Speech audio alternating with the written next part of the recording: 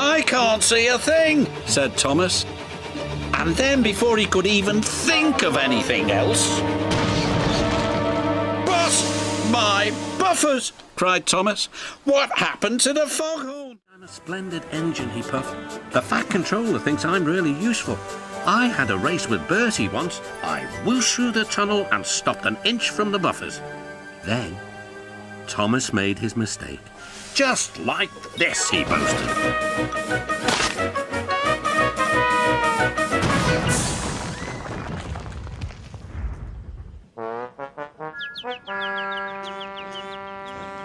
No one was hurt, but Thomas's front was badly bent.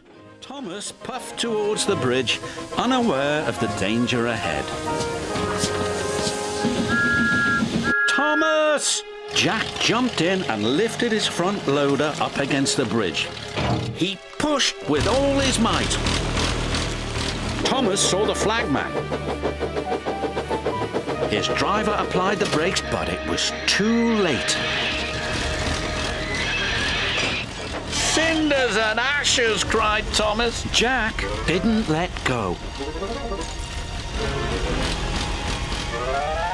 Finally, Thomas's driver backed Thomas to safety. Hold on, Jack, called Kelly, and he rushed to help.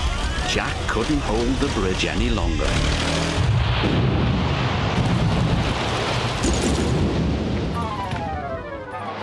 Are you all right, Jack? I think so.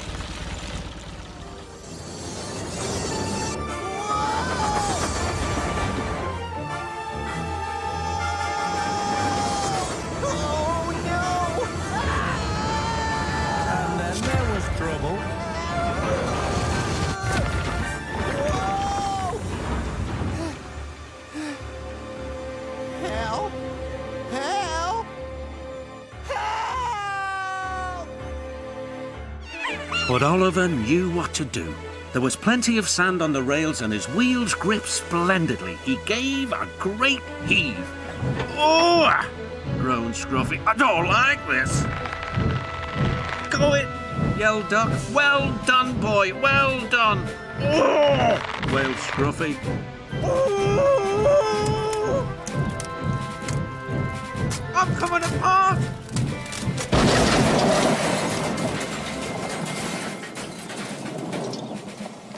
Andy. Oh, glory, look at that! James was just pulling out on their line from the station ahead. Any minute there could be a crash. It's up to you now, Duck, cried the driver. Duck put every ounce of weight and steam against the cars. It's too late, Duck groaned and shut his eyes. He veered into a siding where a barber had set up shop. He was shaving a customer.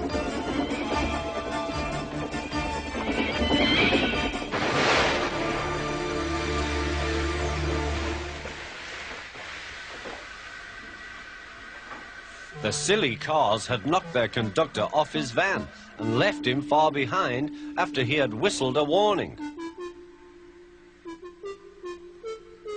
But the cars didn't care. They were feeling very pleased with themselves. Beg pardon, sir, gasped Duck. Excuse my intrusion. No, I won't, said the barber. You frighten my customers. I'll teach you. And he lathered Duck's face all over. Poor Duck.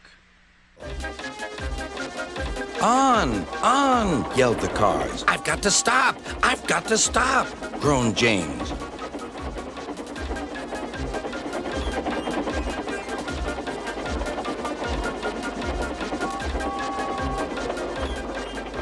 Disaster lay ahead.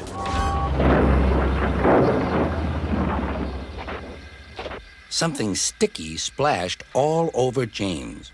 He had run into 2 tar wagons and was black from smokebox to cab. He was more dirty than hurt. But the tar wagons and some cars were all to pieces. When he approached the chocolate factory, his driver applied the brakes, but Percy's wheels just skidded on the oily rails. Oh no! Hooted Percy.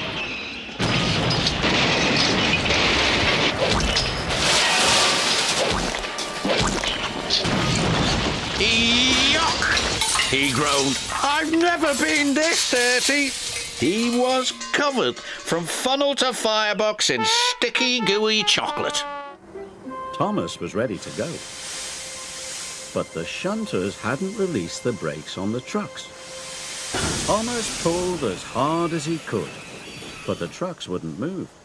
I have to hurry, puffed Thomas. He heaved, he huffed, and he puffed, and at last, the coupling broke. Thomas shot forward. Cocoa powder flew everywhere. Now I'll never get to take the children, puffed Thomas. Meanwhile, Daisy, the diesel rail car, was on her way back to her shed. But then there was trouble.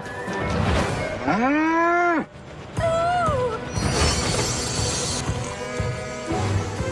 Oh no! Look out!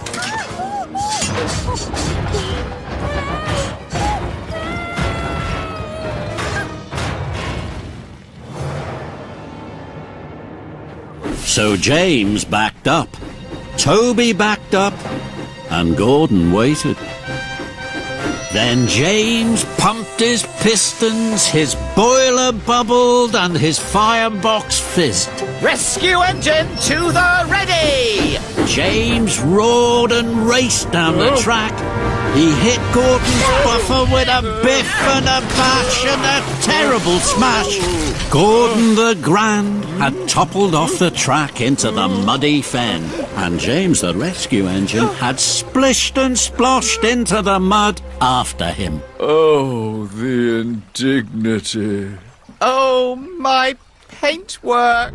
Oh no, it's heading straight for me!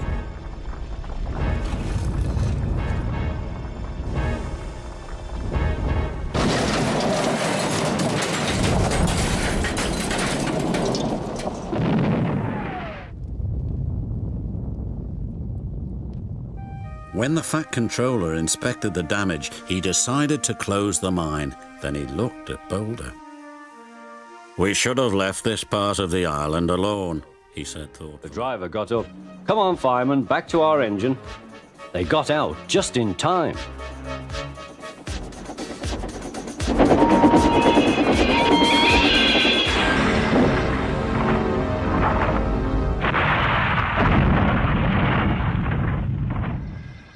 Henry's driver and fireman had jumped clear before the crash, but Henry lay dazed and surprised.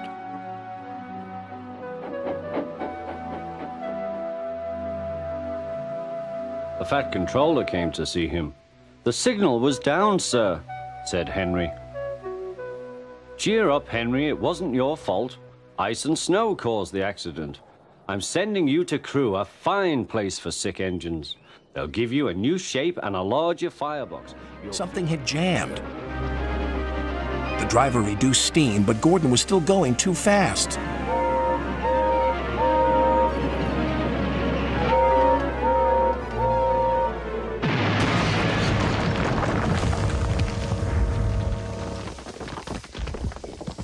Help me, please.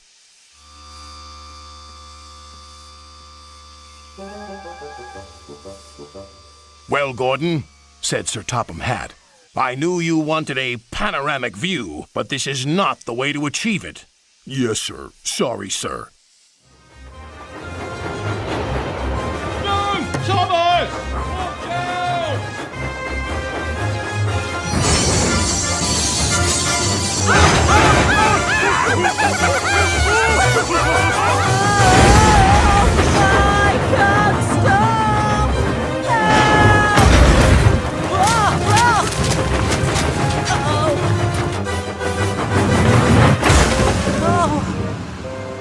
Luckily, nobody was hurt. A faulty signal should have warned Henry there was another goods train stuck on the track up ahead. Then, everything happened at once.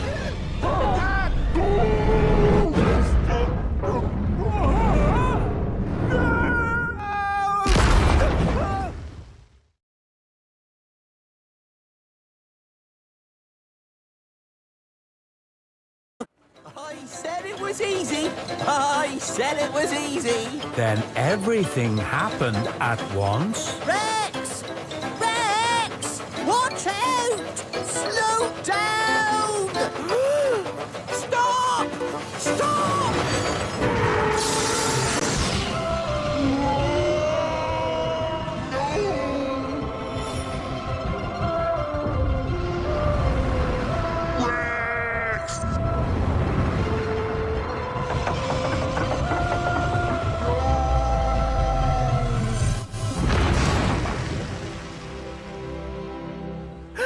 Oh, no! Oh, no. Ned was still dreaming of knocking buildings down and wasn't watching where he was going. "Look out!" cried his operator. But it was too late. The chimney rocked, the bricks crumbled, the workmen and the foreman took cover.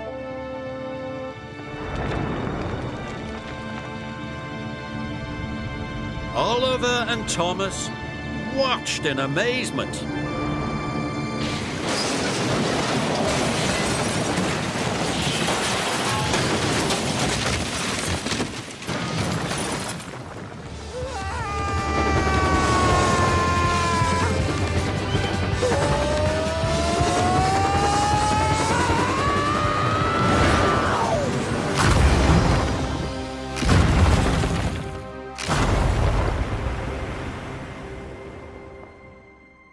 James! James! Oh, Well, you okay, James? I think so. How's my paint looking? I'm really in trouble now. You can say that again, James.